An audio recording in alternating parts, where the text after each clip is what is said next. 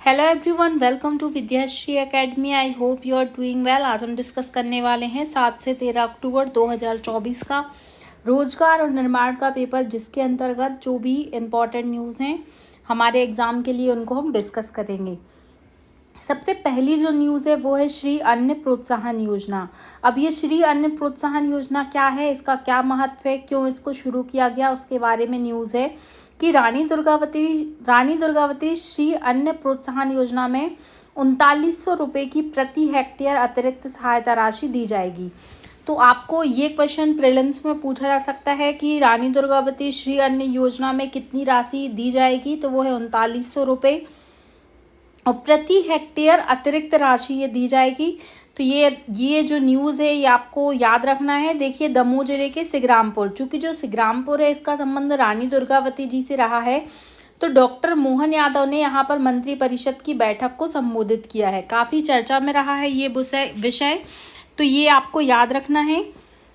इसके अंतर्गत क्या होगा कि जो कूदो कुटकी पर किसानों को भुगतान किया जाता है उसमें न्यूनतम क्रय मूल्य के अतिरिक्त ये सहायता दी जा रही है।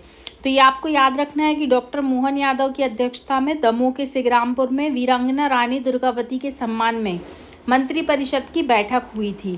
तो ये क्वेश्चन भी आ सकता है कि मंत्री परिषद ने अपनी जो बैठक है उसका आयोजन कहाँ पर किया, उसमें वो 4 ऑप्शन दे सकता है। तो दमोह का सिग्रामपुर आपको याद रखना है।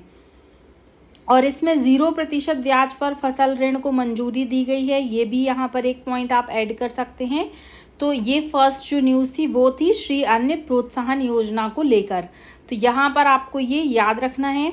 इसके अलावा क्या क्या किया जा रहा है, चूँकि रानी दुर्गावती जी की 501वीं जयंती थी, तो उसके उपलक्ष्य में ये हुआ था कार्यक्रम। इसमें क्या घोषणा और हुई है कि जबलपुर में जो मदन महल की पहाड़ी है उसमें 24 एकड़ क्षेत्र को लगभग 100 करोड़ रुपए की लागत से विकसित किया जाएगा और रानी दुर्गावती स्मारक और उद्यान के रूप में विकसित किए जाने की घोषणा की गई है। तो ये भी आपको याद रखना है। इसके बाद जो सेकंड महत्वपूर्ण न्यूज़ है, हम केवल जो इम्पोर्टेंट न्यूज़ है उसको ही फोकस करने वाले हैं। अगर हम बात करते हैं पिछले सप्ताह में क्या क्या न्यूज़ हाईलाइटेड थी, जैसे कि ये जो न्यूज़ है 28 सितंबर की कि ब्रह्मोस एरोस्पेस अग्निवीरों को देगी आरक्षण। तो भारत और रूस की जो ज्वाइंट वेंचर कंपनी है ब्रह्मोस एरोस्पेस, वो अग्निवीरों को नौकरी में आरक्षण देने वाली है। तो ये भी आप याद रख सकते हैं यहाँ पर कि जो ब्रह्मोस है उसका जो ब्रह्मोस मिसाइल है वो भारत और रूस की संयुक्त कंपनी है। जो अग्निवीर योजना शुरू हुई थी उसके तहत ये क्या करेगी, नौकरी में आरक्षण देने का काम कर सकती है। जो ये कंपनी है ब्रह्मोस सुपरसोनिक क्रूज मिसाइल बनाती है, ये भी आपको याद रखना है। तो ये आप देख सकते हैं, ये न्यूज़ काफ़ी चर्चा में रही है, तो ये भी महत्वपूर्ण है। इसके बाद में जो सेकेंड न्यूज़ है 1 अक्टूबर की है कि आयुष्मान भारत कार्ड की तर्ज पर बनेगा आयुष का प्रगति कार्ड। अब आयुष्मान भारत जो है आप सभी जानते हैं कि ये हेल्थ से रिलेटेड स्कीम है, जिसमें 5 लाख तक का आपको क्या किया जाता है, कवर मिलता है किसी भी प्रकार की बीमारी को लेकर यदि आपका आयुष्मान कार्ड है। तो उसी की तर्ज पर अब आयुष का प्रगति कार्ड भी बनने जा रहा है, ऐसा मध्य प्रदेश सरकार के द्वारा बोला गया है। तो ये आपको याद रखना है।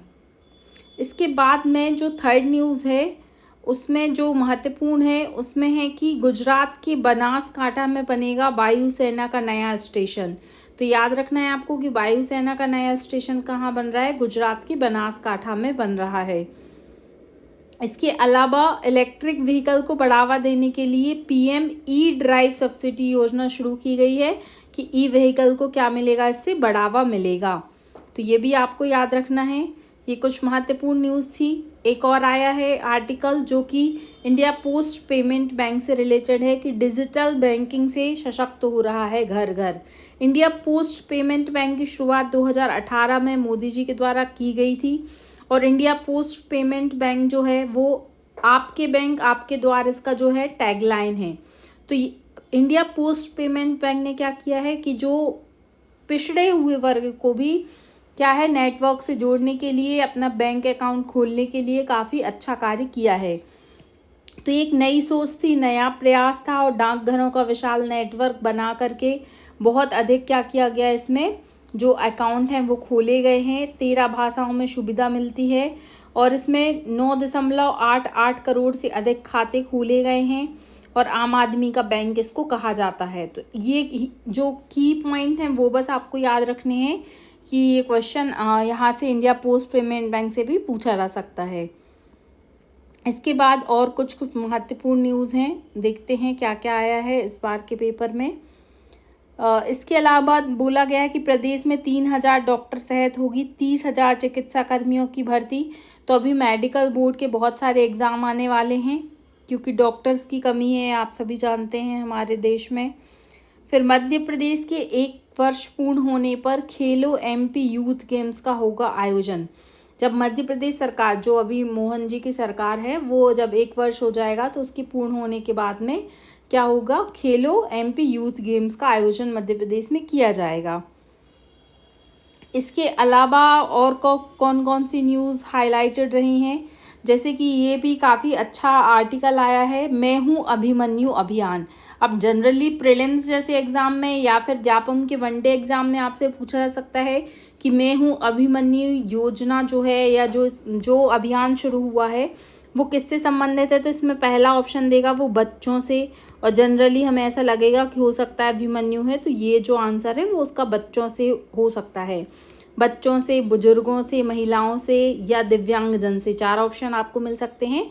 बट यहाँ पर राइट आंसर होगा महिला सुरक्षा पर। महिला सुरक्षा पर एक विशेष अभियान शुरू हुआ है जो महिलाओं बालिकाओं के विरुद्ध अपराधों और हिंसा की रोकथाम के लिए शुरू हुआ है और इसका नाम क्या है, मैं हूँ अभिमन्यु अभियान। ये आपको याद रखना है।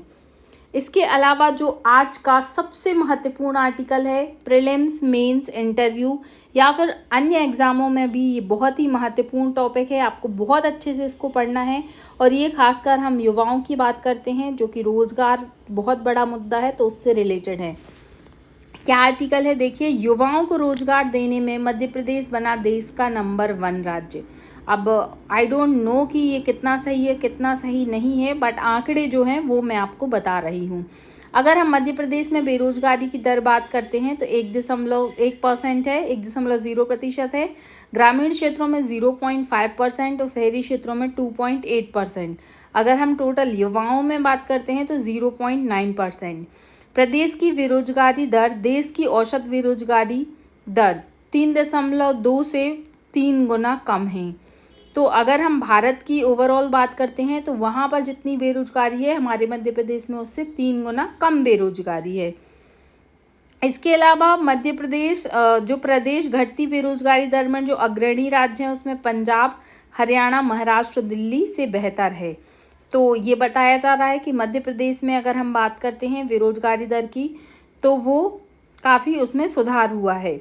मध्य प्रदेश में बेरोजगारी दर 1% से भी कम है। अगर सूची में दूसरे नंबर पे बात करते हैं तो गुजरात और तीसरे नंबर पे झारखंड, ये बताया गया है पीरियोडिक लेबर फोर्स सर्वे के अकॉर्डिंग। तो ये भी आपको याद रखना है। आप जब भी बेरोजगारी से रिलेटेड कोई आंसर राइटिंग करते हैं तो वहाँ पर बता सकते हैं कि मध्य प्रदेश में 2023-24 के आंकड़ों के अनुसार बेरोजगारी दर घट के मात्र 1% रह गई है। ये आंकड़े आप बता सकते हैं। अब आप जानते हैं कि जब हम सेक्टर्स की बात करते हैं तो प्राइमरी, सेकेंडरी, टर्सरी सेक्टर होते हैं। कृषि क्षेत्र में कार्यरत पुरुषों का 50.8% तथा महिलाओं का 73.5% है। तो ये भी काफ़ी अच्छा आंकड़ा है, आप आंसर राइटिंग में यूज़ कर सकते हैं। और अगर हम द्वितीयक और तृतीयक क्षेत्रों की बात करते हैं जिसमें उद्योग, व्यवसाय और सेवा क्षेत्र आते हैं, जिसमें 49.2% पुरुष हैं और 26.5% महिलाएं हैं। तो ये भी आपको याद रखना है। और अगर हम कृषि के अतिरिक्त श्रम बल की बात करते हैं, श्रम शक्ति की बात करते हैं, तो यहाँ पर 68% श्रमिक स्वरोजगार में 31% श्रमिक वेतन आधारित रोजगार है। ये आंकड़ा आपको याद नहीं होता तो कोई दिक्कत नहीं है, बट ये 2 पॉइंट आपको याद रखने हैं। फिर शिक्षा के क्षेत्र की बात करते हैं तो प्राथमिक से लेकर उच्चतर शिक्षा में काफ़ी तेज़ी से कदम बढ़ाए गए हैं। स्वरोजगार की बात करते हैं तो 80% व्यक्ति स्वयं के प्रतिष्ठान और मालिकाना रूप से कार्यरत हुए हैं। युवा वर्ग की बात करते हैं तो इस तरीके से अलग अलग आंकड़े दिए गए हैं तो आपको ये याद रखना है कि कुल मिला के मध्य प्रदेश में बेरोजगारी जो है वो कम हुई है। इसके बाद में यहाँ पर कुछ और महत्वपूर्ण न्यूज़ हैं, जैसे कि बताया गया है यहाँ पर कौन कौन सी न्यूज़ हाईलाइटेड रही हैं। पहली बार कैरोटा कछुआ का प्रजनन बढ़ा है। तो यूपीएससी जैसे एग्ज़ाम में इस तरीके के क्वेश्चन आते हैं, तो ये भी आप देख सकते हैं। वायुसेना के उप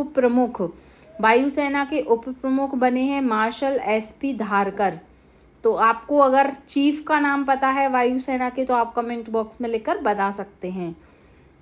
इसके अलावा यहाँ पर और क्वेश्चन पूछ सकते हैं, जैसे कि जीता मिस यूनिवर्स इंडिया का ताज। जयपुर में आयोजित हुई पेजेंट इवेंट में 19 वर्षीय हैं रिया सिंघा। इन्होंने मिस यूनिवर्स इंडिया 2024 का ताज पहना है, और ये कहाँ से हैं? ये गुजरात से हैं। तो ये नाम आपको याद रखना है। मिस यूनिवर्स इंडिया का ताज इन्होंने जीता है, रिया जी ने। और अगर हम बात करते हैं मिस इंडिया 2024, तो वो मध्य प्रदेश की निकिता बनी है। ये भी आपको याद रखना है। इसके अलावा यहाँ पर और कुछ जो महत्वपूर्ण न्यूज़ है, तुर्की में भारत के राजदूत नियुक्त, ये नहीं है हमारे काम का। इसके अलावा श्रीलंका की प्रधानमंत्री कौन बन गई हैं? हरिणी अमरसूरिया।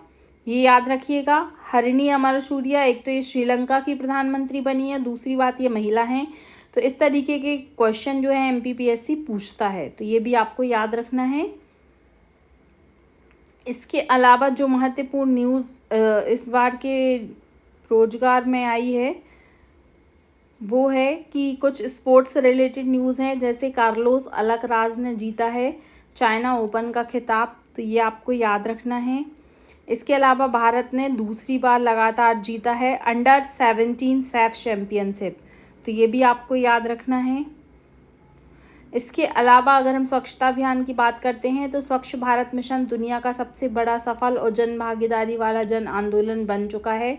ये आपको याद रखना है। स्वच्छ भारत अभियान की शुरुआत कब और किसके द्वारा की गई थी, ये आप मुझे कमेंट बॉक्स में लिखकर बताएंगे।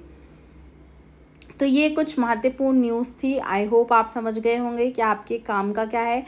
देखिए, अब रोजगार निर्माण इतना बड़ा न्यूज़पेपर है कि इसमें बहुत सारे आर्टिकल्स आते हैं, बहुत सारी न्यूज़ आती हैं, बट हमारे एग्ज़ाम की दृष्टि से क्या महत्वपूर्ण है, हमें केवल उसी पर फोकस करना है।